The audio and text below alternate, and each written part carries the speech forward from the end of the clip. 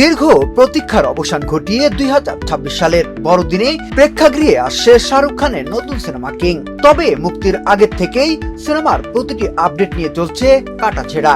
সম্প্রতি সিনেমাটির একটি গুরুত্বপূর্ণ অ্যাকশন দৃশ্যর শুটিং শেষ করেছেন বলিউড বাদশা। টানা 8 রাতের পরিশ্রমের ধারণ করা এই দৃশ্যটি সাজানো হয়েছে বিজয় দশমীর পটভূমিতে।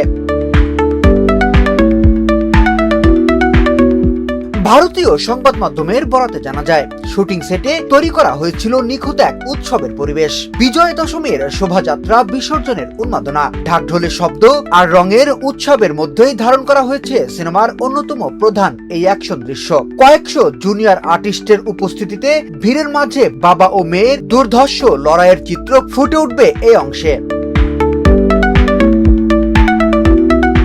দ্য অর্চিজ এর মাধ্যমে ওটিটিতে যাত্রা শুরু করলেও বড় পর্দায় সুহানা খানের অভিষেক হচ্ছে এই কিং সিনেমার মাধ্যমেই। জানা গেছে, বিজয়া দশমীর এই বিশেষ দৃশ্য সুহানা নিজেই বেশ কিছু কঠিন স্ট্যান্ড করেছেন।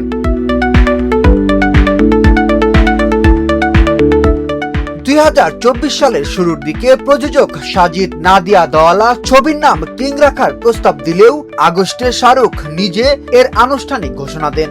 শেষ পর্যন্ত পরিচালকের দায়িত্ব পান সিদ্ধার্থ আনন্দ।